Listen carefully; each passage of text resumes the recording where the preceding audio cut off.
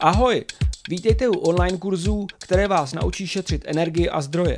V tomhle dílu se budeme zabývat teplou vodou, která je druhou nejvyšší položkou domácnosti, co se týká spotřeby energie.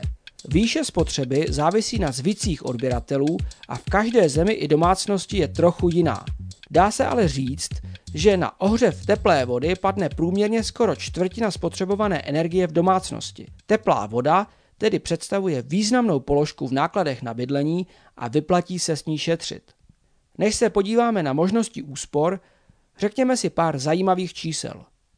Teplota vody v potrubí by měla být asi 45 až 55 stupňů Celsia.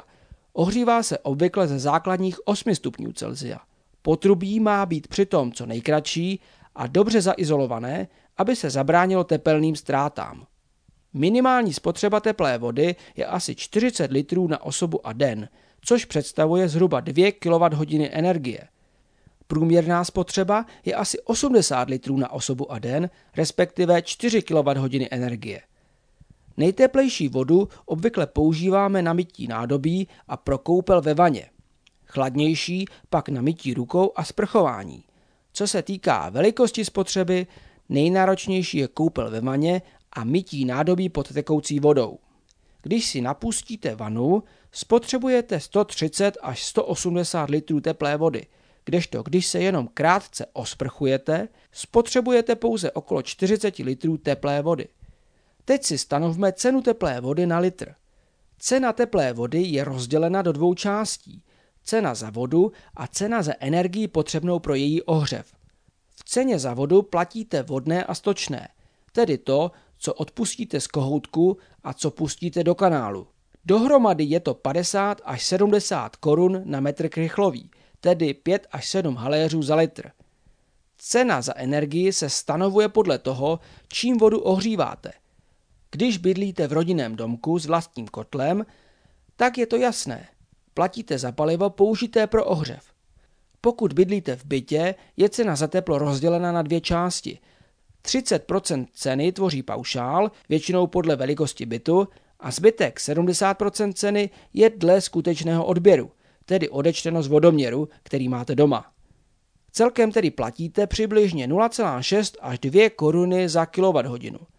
Ohřátí 1 litru vody na 40 stupňů Celsia stojí asi 10 haléřů. Podívejme se nyní na tyto údaje přepočtené na různé činnosti. Opět vítězí koupel ve vaně a mytí nádobí pod tekoucí vodou. Když si každý den po celý rok napustíte plnou vanu, bude vás to stát 5800 korun. Sprcha jednou denně vás vyjde zhruba na 1500 korun, tedy jen na čtvrtinu. Z toho vyplývá, že pouhou změnou návyků spotřeby teplé vody můžete hodně ušetřit. A šetříte přitom hned dvakrát, energii na ohřev a samotnou vodu. A v úsporách můžete jít ještě dál. Jak? Zabraňte jakémukoliv úniku vody v důsledku netěsnosti. Odkapání 10 kapek vody za minutu představuje ztrátu 40 litrů za týden a přes 2000 litrů za rok. Vodu můžete šetřit i používáním sprchové růžice na mytí rukou nebo nádobí, protože je tak voda obohacená vzduchem a má vyšší průtok. Dále používejte pákové baterie, které snižují čas regulace teploty, nebo termostatické baterie, které míchají teplou a studenou vodu rychleji. U nich si lze nastavit teplou vodu bez toho, aniž byste ji přímo pouštěli. Kromě toho, že se budete místo koupání sprchovat, myslete na úspory i při mydlení rukou, čištění zubů, šamponování vlasů, holení a podobně. Nenechávejte volně téct vodu.